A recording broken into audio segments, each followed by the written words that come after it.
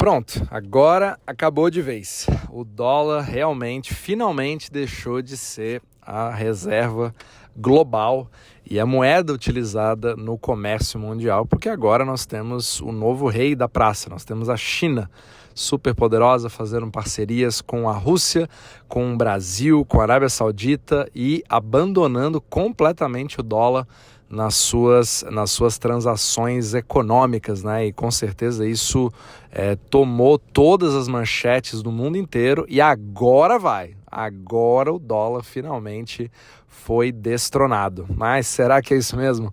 Meu nome é Renan Adorno, tenho mais de 10 anos de comércio exterior e venho aí há mais de 8 anos investigando para onde vai a liquidez do mundo, me aprofundando sobre macroeconomia e repassando esse conhecimento para você. Você pode me encontrar tanto no Instagram, como no YouTube, como também no Spotify. Basta você me procurar pelo nome Renan Adorno.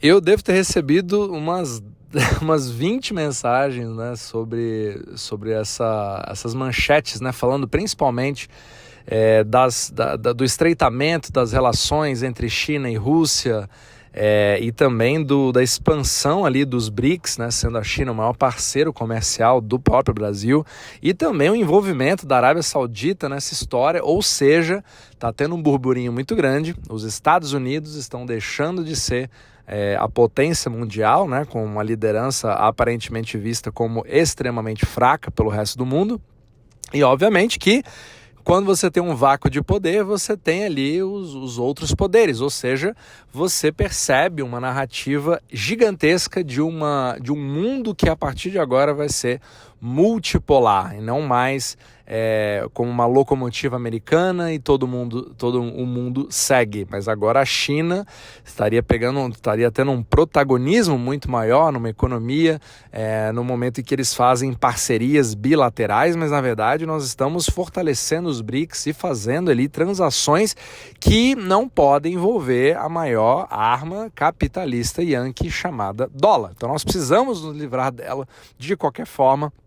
E a gente vai fazendo isso aos poucos, de parceiro em parceiro, a gente vai fazendo o dólar se tornar cada vez mais irrelevante. Então, tivemos primeiro a reunião com o Putin, fazendo transações bilaterais, onde você envolve o renminbi, né, o yuan da China, em troca do rublo, e aí você tem também a mesma coisa que hoje tomou todas as manchetes também, falando que a partir de agora as transações entre Brasil e China, que é o maior parceiro comercial hoje do Brasil, vai ser feito agora entre aspas, moedas locais, certo? Então, acabou, não vai mais usar o dólar entre esses países e realmente nós estamos tendo golpes muito duros que vão fazer com que o dólar sofra muito.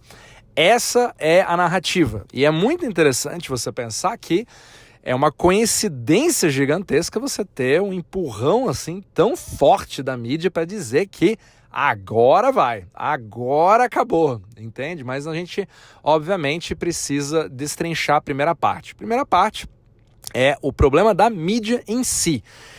99% das pessoas que avaliam esse tipo de notícia só leem a manchete, eles não leem a notícia.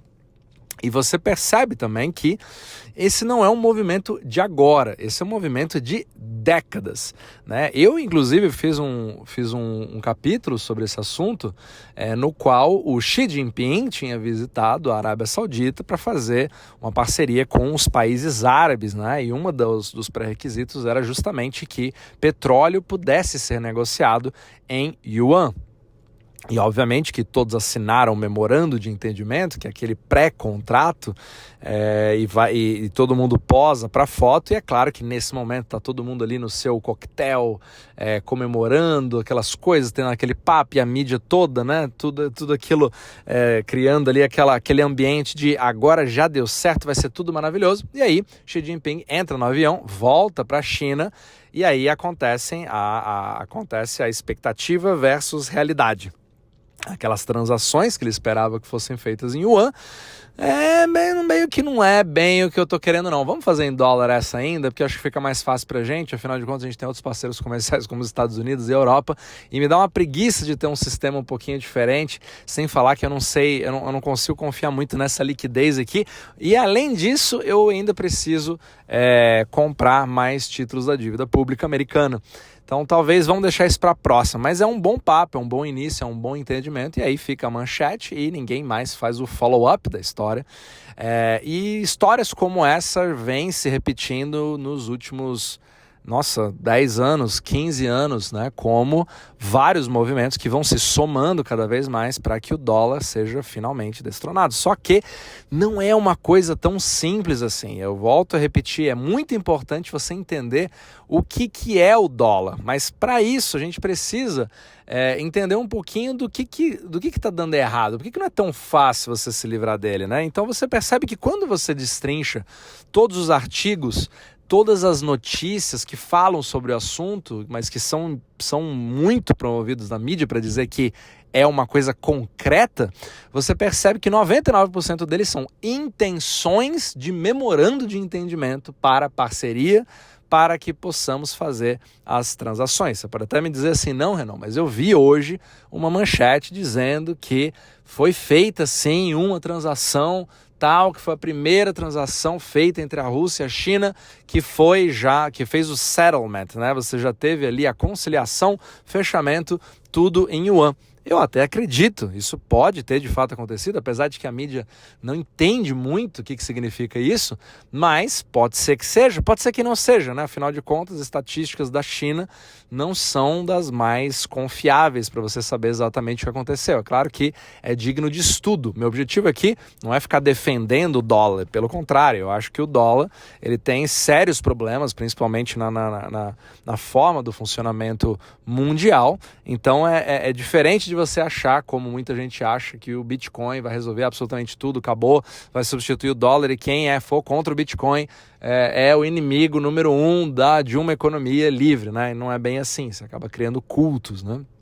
Então assim, não dá nem para você dizer que existe o culto do dólar, né? Eu vou até pegar uma frase do Brent Johnson, que fez a teoria do dólar milkshake, e todo mundo pressionando ele, dizendo, agora a teoria do dólar milkshake foi pro teto. Quero ver o que o carinha do milkshake vai falar depois que eu mandar essas notícias para ele. Eu até troquei umas mensagens com ele essa semana, foi muito engraçado. Ele falou, Jesus do céu, eles são cultos, né? Ele falou uma coisa que eu achei super engraçado.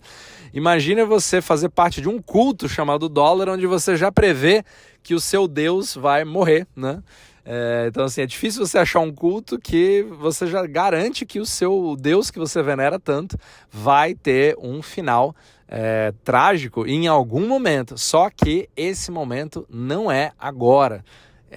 E é muito complicado você achar que, ou supor que, numa transação bilateral entre países, você automaticamente está dispensando o dólar, ele está perdendo espaço, porque não é assim que o dólar funciona. O dólar não é igual às outras moedas, ele não é mais uma moeda. Ele tem, inclusive, uma das coisas que são super importantes que as pessoas não entendem. O dólar, ele não é uma moeda, ele é uma linguagem econômica, ou seja, é muito mais conveniente para todos os participantes eles falarem a mesma língua, da mesma forma que, geralmente, quando você vai para eventos internacionais, a língua falada é o inglês. Então, você pode até ter ali clãzinhos ou grupos onde, não, aqui nós vamos falar árabe. Só que você percebe que ao longo do tempo, você tenta levar o árabe para a Indonésia, aí já não pega tão bem, o inglês talvez seja mais. Você tenta levar o árabe para o Japão, não é tão bem aceito, mas o inglês a gente ainda leva. E você percebe que por mais que você tente empurrar, é o inglês que acaba sendo usado, porque já é assim desde sempre. Vou dizer que isso nunca vai mudar? Não estou dizendo nada disso. Só que é uma coisa muito mais inerte, uma coisa muito mais pesada, que exige uma coisa que as pessoas não pensam muito, que é essa linguagem internacional. O que é essa linguagem? É a denominação em dólares. Então, a gente já falou que no sistema euro-dólar, o dólar não existe. Ele não é uma moeda oficial cunhada pelos Estados Unidos. Os Estados Unidos não tem nem controle sobre isso. Mas o livre mercado, e não somente privado dos bancos, mas até entre países, é muito mais fácil e menos custoso para todos eles terem um modelo de tomada internacional, que todos possam falar a mesma língua, do que você ficar tentando forçar. Lembra quando o Brasil trocou as tomadas por aqueles 3 pinos que são absurdamente horrorosos, no sentido de não se parecem com nenhum outro formato, a não ser da Suíça, e mesmo assim o pino do meio está 1 milímetro abaixo do que seria na Suíça, então nem o da Suíça você consegue trocar. Esse raio de tomada só funciona no Brasil? Pois é, exatamente essa analogia que eu quero te passar para as tentativas bilaterais de você forçar uma relação onde você fala para a pessoa fechar em yuan. Você pode até fazer uma transação, não tem problema, mas quase todas elas são baseadas na intenção. E notícias como essas podem ser encontradas nas últimas décadas. E todas foram extremamente promovidas, mas aí passa o tempo e elas entendem que mesmo que você faça aquela transação, pronto, eu estou com yuan agora na minha conta, digamos que eu sou uma empresa brasileira e agora o Brasil vai fazer comércio com a China. Tá, beleza. Aí eu vou colocar yuan no meu balanço bancário do Brasil e eu vou fazer o quê com esse yuan? Eu vou comprar treasuries? Eu vou ficar no risco cambial do yuan? Eu vou trocar esse yuan por euro? Qual que é a liquidez para eu fazer isso direto? E aí você percebe que o buraco negro está ali só esperando você, porque fatalmente em algum momento você vai precisar voltar para o amigo dólar, que é ele com uma liquidez muitíssimas vezes maior do que qualquer yuan, né? Já numa economia descentralizada, 100% privada, e onde você tem o interesse, a somatória de milhões de interesses privados que já entraram num acordo baseado no livre mercado de escolher que o dólar, por mais que ele seja extremamente falho, por mais que ele tenha problemas de liquidez ao redor do mundo, por mais que ele seja totalmente não transparente, ele é o melhor que nós temos. E se você quiser substituir, não, Renan, mas eu acho que o yuan tem uma chance muito melhor. Com certeza, você vai ter que avaliar quem é o emissor do yuan. Certo? É a China? O quão transparente são os índices econômicos chineses? O quão transparente é uma política baseada em um partido comunista? Será que o meu risco financeiro ou monetário em ter ele como um parceiro, será que isso pode mudar lá na frente? Será que isso pode mudar daqui a 1 ou 2 anos? São perguntas que a maioria das pessoas não fazem, mas o melhor de tudo é que quando você pega o texto e de fato analisa, você vê, eu vou até pegar alguns exemplos aqui, que eu até tirei uns prints, que é muito interessante e muitas dos artigos que falam sobre os assuntos, eles acabam se contradizendo. Então, por exemplo, aqui, falando da Arábia Saudita, né, que ela fez ali uma aliança de comercial com a China e a partir de agora ela quer fazer essas primeiras transações em yuan, da parte energética, do petróleo, que já foi uma tentativa que aconteceu antes.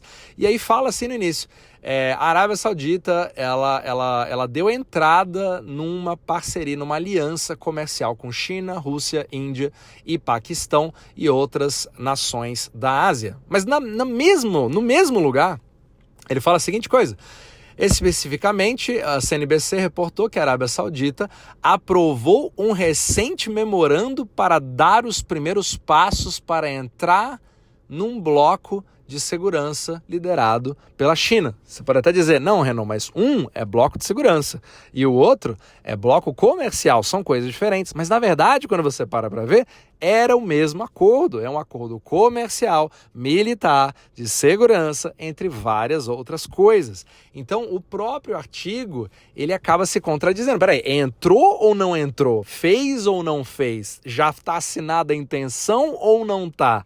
Já foram dados os primeiros passos ou não foram? Então fica absolutamente turvo, mas não importa. Na era do TikTok, onde a sua atenção tem que ser conquistada nos primeiros 2,5 segundos, você não vai ler um artigo, afinal de contas, para quê? Eu tenho uma manchete para isso, é só repassar para o meu amiguinho. Então, isso vai se repassando e vai fortalecendo isso. Mas a mesma coisa acontece quando você olha outros artigos e todos eles só usam termos como como a Arábia Saudita sendo um parceiro de diálogo, uma aliança, uma possível aliança, e aí existe uma decisão de entrar e participar disso, apesar de ainda não se saber se terá todos os direitos de um membro participante. Sabe aquelas coisas assim que não fala e não fala absolutamente nada? Pois é essa a guerra de narrativas. E agora à noite mesmo, enquanto eu estou gravando esse podcast, tá explodindo as manchetes dizendo que acabou. O Brasil e China, a partir de agora, não vão mais usar o dólar. Imagina, o exportador de soja, que agora vai ter que receber o yuan para depositar o quê? No Banco do Brasil, tentar fazer um câmbio. Qual que é o tamanho do mercado de Forex entre o yuan e o real? Não deve ser dos maiores, né? Será que tem algum problema aí? Ou será que simplesmente eu posso assinar o que eu quiser, né? Aliás, eu tenho um memorando aqui, a reunião entre o governo brasileiro, do qual o Lula nem participou da reunião, parece, né? Acho que ele nem chegou aí à China, não acompanho tanto a política, mas deve ter mandado os seus representantes para fechar um acordo com o governo. Você percebe como é uma coisa, se fosse realmente uma coisa séria de você destronar o dólar, você teria uma participação muito maior. Você precisa de um empenho de engenheiros econômicos, digamos assim, sendo que a maioria dos bancos centrais não sabe nem como o dinheiro funciona. Muito menos, eu acredito que nem o presidente Lula, muito menos o Xi Jinping deve ter um entendimento sobre o que se trata de euro-dólar, né? Como é que funciona um balanço bancário. Então, é importante você gastar um pouquinho de tempo para estudar primeiro como funciona a macroeconomia, para depois você querer ver o que você pode fazer. E aí, muitas vezes, os políticos acham que eles têm muito mais capacidade econômica, ou, na verdade, capacidade monetária, ou criar políticas monetárias mundiais para ditar para onde as coisas vão, sendo que os principais atores chamam-se bancos privados. Você esqueceu de entrar em acordo com os russos, né? Esqueceu de avisar os russos, né? Nesse caso, com aquela expressão. Mas nesse caso você esqueceu de avisar os bancos privados. Então a coisa não funciona assim, mas principalmente quando todos os sistemas do mundo hoje trabalham com uma denominação em dólares. Ouro está denominado em dólares, Bitcoin está denominado em dólares, petróleo está denominado em dólares. Tudo está denominado em dólares. E agora você vai me dizer que, a partir de agora, eu vou começar a refletir em yuan, uma moeda que deu uma virada gigantesca ali, foi para 7, depois não foi, depois onde você tem controle de fluxos de capital da China, para que você não fuja com dinheiro. Quem falou que isso não pode acontecer num acordo bilateral? Você entende o problema? Então ele é muito mais complexo do que simplesmente uma manchete para dizer que o dólar a partir de agora não é mais a reserva global, porque não é assim que uma reserva global surge. Ela surge de um macrociclo. Agora, isso pode ser o sinal de uma mudança para o futuro, para um mundo mais multipolar? Sem dúvida. Eu acredito que, de fato, a gente está vendo um mundo cada vez mais multipolar e também cada vez mais desglobalizado. Eu já falei isso em capítulos anteriores. Só que a gente não pode... a gente tem que parar com a cultura de ler manchetes e considerar aquilo como verdades. Você precisa ler o artigo até o final para entender o que ele está dizendo, e é nessas entrelinhas que você percebe que muitas vezes o que você acha que nem é tanto assim, como dizia na manchete, que foi feita para você clicar com o famoso clickbait, né? Mas, mais importante, eu preciso fazer um follow-up dessa história, porque afinal de contas, amanhã vai acontecer outra coisa, o pessoal nem vai lembrar muito daquelas transações que foram anunciadas ocorrer, e aí daqui a 2, 3 meses você vai perguntar, e aí, aquela soja que o Brasil ia vender em yuan lá com a China, deu certo aquele negócio? Verdade, né? Eu nem lembro mais, porque agora o próximo problema é o Deutsche Bank, o próximo problema é um surto de gripe de não sei aonde, você entende? Nós não temos mais consciência de longo prazo, nós perdemos a capacidade de pensar de forma macro e lembrar das coisas, porque nós não temos mais atenção por mais de 1 minuto para alguma coisa. São injeções e injeções de informação que são transformadas em verdade.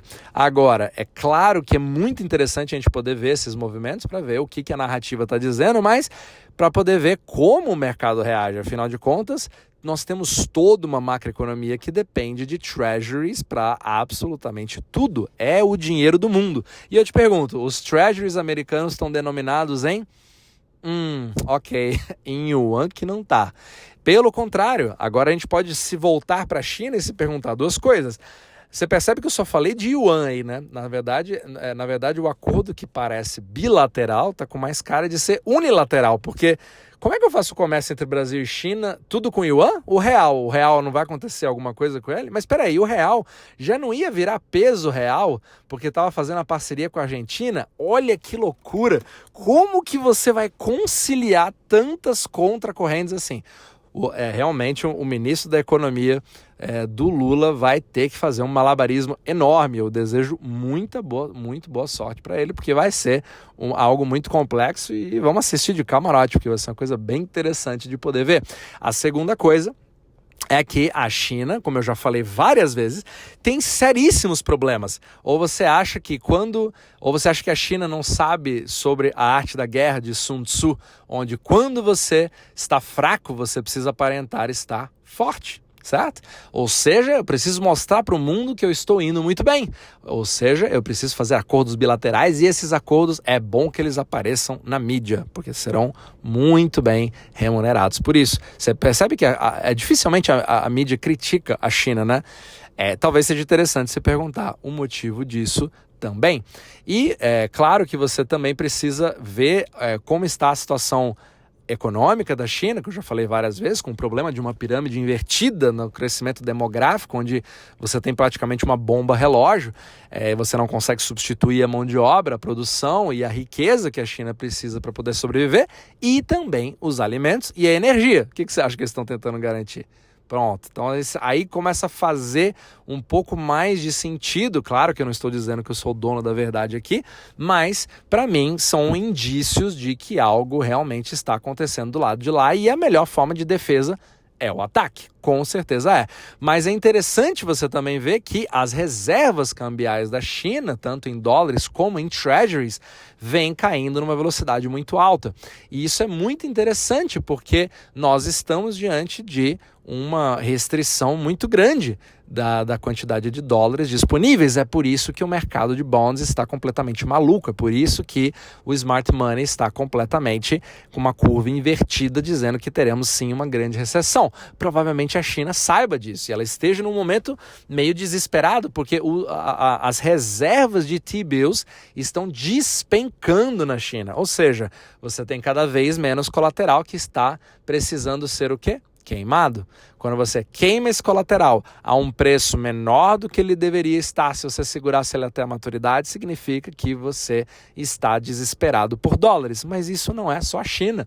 A Europa está desesperada por dólares, até os Estados Unidos estão desesperados por dólares. Lembrando, não são os Estados Unidos que controlam, mas o grande objetivo é mostrar que o imperialismo yankee acabou. Percebe como nós temos não somente a gente tem que lidar com contracorrentes macroeconômicas, mas a gente tem que lidar com contracorrentes de narrativas de mídia, política. E, infelizmente, a política, ela acaba se metendo nisso. A geopolítica é muito importante para o entendimento, que pode atrapalhar completamente o seu entendimento mais objetivo de números para você poder tomar melhores decisões. Então, é uma salada mista completa. O que eu vou fazer é estudar cada vez mais, analisar, só que com muita calma, porque não são manchetes que já se repetiram milhões de vezes, da mesma forma que o Bitcoin já morreu mais de 17 mil vezes em artigos com o mesmo tipo de padrão.